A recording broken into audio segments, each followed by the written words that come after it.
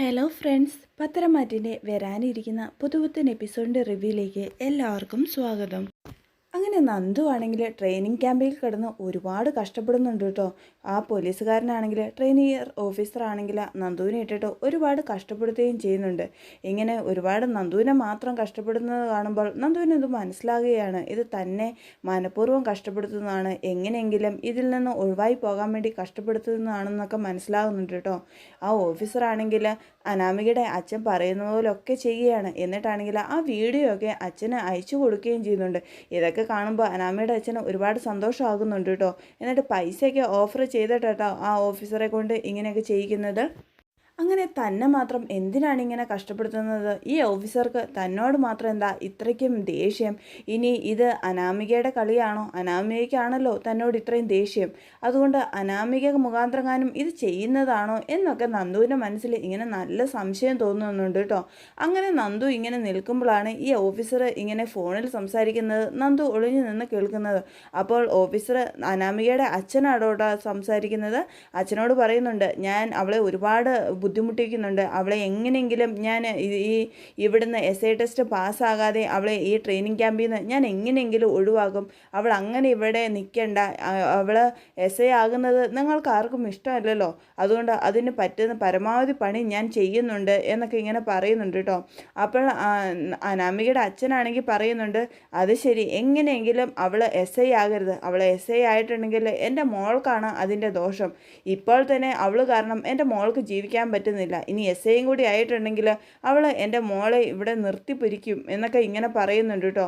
അപ്പം SI പറയുന്നുണ്ട്, അതിനുള്ള വഴിയൊക്കെ ഞാൻ നോക്കിക്കോളാം, അവൾ ഇപ്പം തന്നെ ഞാൻ പരമാവധി ബുദ്ധിമുട്ടിച്ച് അവളെ ഇവിടുന്ന് ഒഴിവാക്കാം, അവൾ ഇവിടുന്ന് വേണ്ടാന്ന് പറഞ്ഞ് പോകേണ്ട രീതിയൊക്കെ ഞാൻ ആക്കുന്നുണ്ട്. ഇനി ബാക്കിയും ഇനി അവളിങ്ങനെ കടിച്ചു തൂങ്ങി നിൽക്കുകയാണെങ്കിൽ ബാക്കി എന്താ ചെയ്യേണ്ടതെന്ന് എനിക്ക് അറിയാം എന്നൊക്കെ പറഞ്ഞിട്ട് ഫോൺ ഇങ്ങനെ വെക്കുക കേട്ടോ.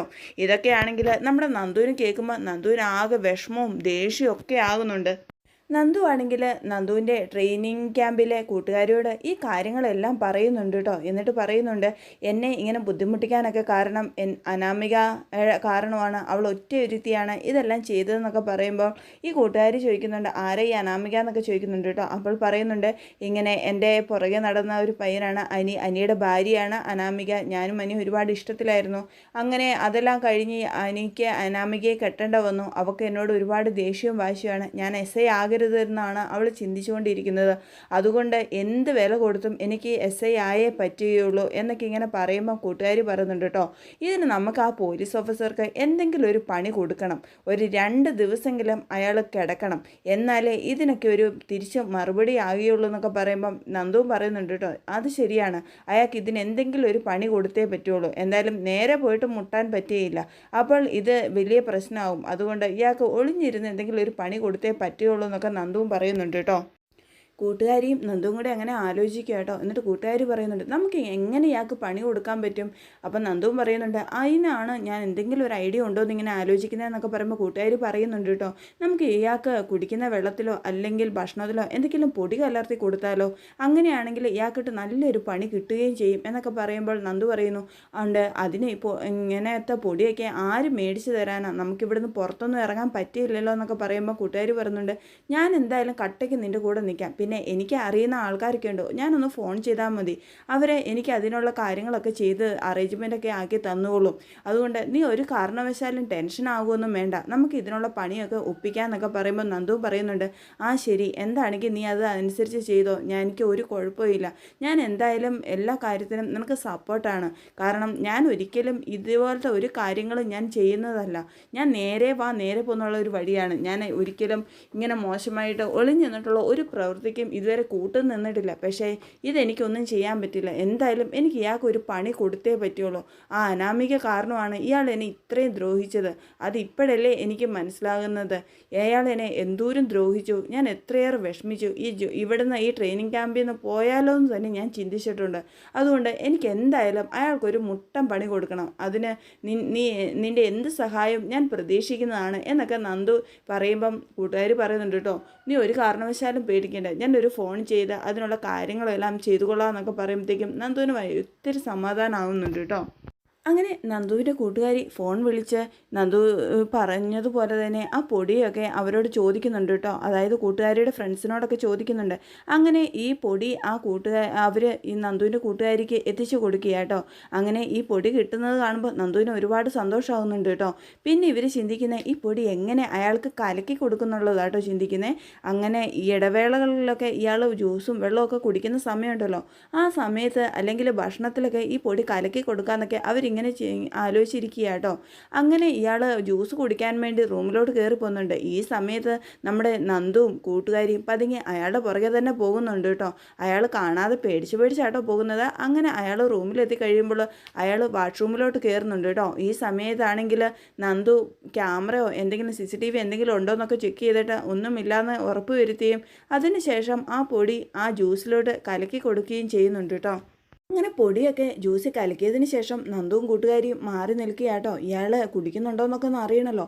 അങ്ങനെ അയാളാണെങ്കിൽ വാഷ്റൂമിലൊക്കെ പോയി മുഖവും എല്ലാം കഴുകി ഫ്രഷായി വന്നതിന് ശേഷം ഈ ജ്യൂസ് എടുത്ത് കുടിക്കുക കേട്ടോ. ഈ ജ്യൂസൊക്കെ കുടിക്കുന്നത് കാണുമ്പോൾ നന്ദുവിനും കൂട്ടുകാരിക്കും നല്ല സന്തോഷമാകുന്നുണ്ട്. എപ്പോൾ അയാൾക്ക് പണി കിട്ടുമല്ലോ എന്നൊക്കെ വിചാരിച്ചാട്ടോ ഇവരിയ്ക്കുന്നത്. പക്ഷേ ഇയാൾ ഈ ജ്യൂസൊക്കെ കുടിച്ചിട്ടും ഇയാൾക്കാണെങ്കിൽ യാതൊരു പ്രശ്നവും കാണുന്നില്ല. ഇതൊക്കെ കാണുമ്പോഴേക്കും നന്ദുവിനും കൂട്ടുകാരിക്കും ഭയങ്കര ടെൻഷനാകുക കേട്ടോ. എന്നിട്ട് പറയുന്നുണ്ട്, കൂട്ടുകാരിയാണെങ്കിൽ പറയുന്നുണ്ട്, ഇയാൾ ഈ ജ്യൂസ് കുടിച്ചല്ലോ, എന്നിട്ട് ഇയാൾക്കൊരു പ്രശ്നവും കാണുന്നില്ലോ. അപ്പോൾ ശരിക്കും ഈ ജ്യൂസ് കുടിച്ചിട്ട് ഈ പൊടി ശരിക്കും ഒറിജിനൽ അല്ലേ, ഇത് വയറിളകുന്ന പൊടിയൊന്നും അല്ലേ എന്നൊക്കെ ഇങ്ങനെ സംശയം പറയുക കേട്ടോ. നന്ദു ആണെങ്കിൽ പറയുന്നുണ്ട്, ഇയാൾക്ക് നല്ല ആരോഗ്യമല്ലേ, അതുകൊണ്ടായിരിക്കും പെട്ടെന്ന് പ്രവർത്തിക്കാത്തത്. എന്തായാലും കുറച്ച് സമയം എടുക്കുമ്പം ഇയാൾക്ക് എന്തെങ്കിലും പ്രശ്നം വരുമായിരിക്കും. ഇനി നിൻ്റെ ഫ്രണ്ട് നിന്നെ പറ്റിച്ചതാണോ, അത് ശരിക്കും പൊടി ഒറിജിനൽ പൊടി തന്നെയല്ലേ എന്നൊക്കെ കൂട്ടുകാരിയോട് നന്ദു ചോദിക്കുന്നുണ്ട് കേട്ടോ. കൂട്ടുകാരിയാണെങ്കിൽ പറയുന്നുണ്ട്, നീ ടെൻഷൻ ആവുമൊന്നും വേണ്ട, എന്തായാലും അവരെന്നെ പറ്റിക്കത്തൊന്നുമില്ല. അവരെ എന്തെങ്കിലും ഒരു പണിക്കുള്ള മരുന്ന് തന്നെയായിരിക്കും അത് കൊണ്ടു തന്നിരിക്കുന്നത്. അത് ശരിക്കും അയാൾക്കിട്ട് നല്ലൊരു പണി കൊടുക്കുക തന്നെ ചെയ്യും. പിന്നെ ഇയാൾക്ക് നല്ല ആരോഗ്യമാണല്ലോ, നല്ല കല്ല് പോലത്തെ ശരീരമല്ലേ അയാളുടെ, അതുകൊണ്ടാണ് പെട്ടെന്നൊന്നും പ്രവർത്തിക്കാതെ. ഇച്ചിരി ആരോഗ്യം കുറവുള്ള ആൾക്കാരൊക്കെ ആണെങ്കിൽ പെട്ടെന്ന് തന്നെ പ്രവർത്തിച്ചതിനെ. എന്തായാലും ആ പൊടി ഇയാൾക്ക് നല്ലൊരു പണി കൊടുക്കും എന്നൊക്കെ കൂട്ടുകാരി പറയുന്നുണ്ട് കേട്ടോ.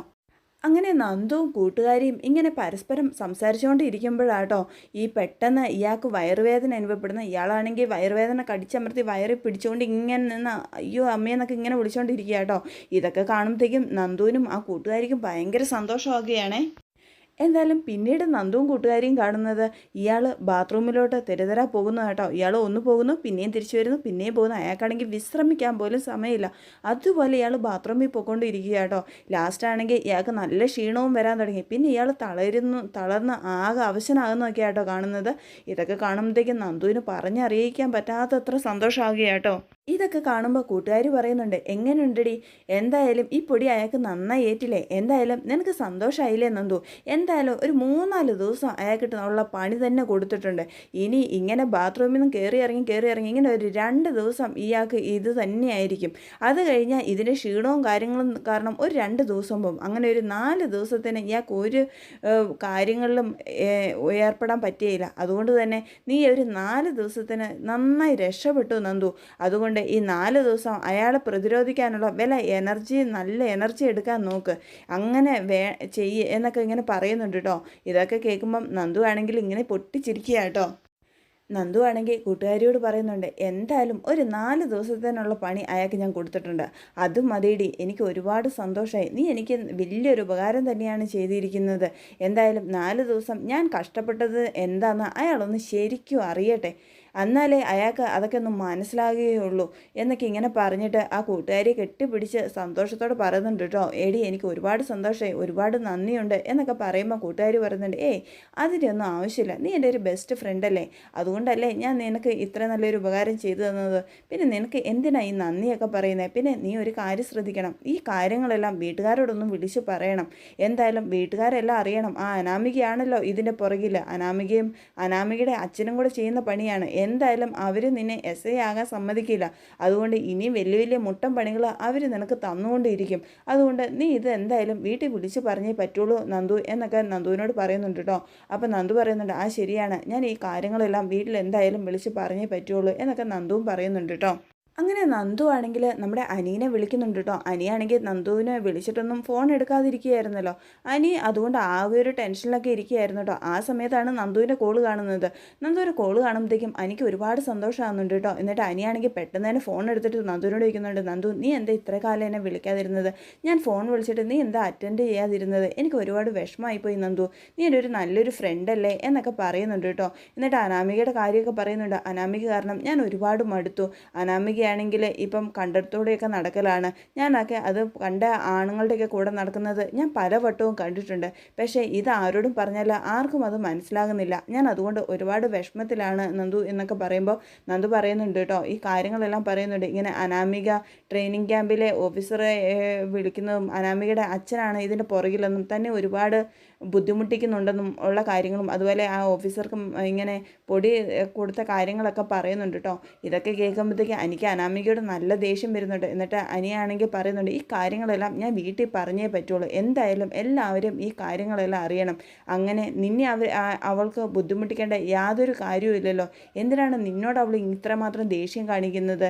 എന്തായാലും ഞാൻ ഇതെല്ലാം എല്ലാവരോടും അറിയിക്കും എന്നൊക്കെ അനി പറയുന്നുണ്ട് കേട്ടോ. അങ്ങനെ അവർ രണ്ടുപേരും ഫോൺ വെക്കുകയാണ് കേട്ടോ.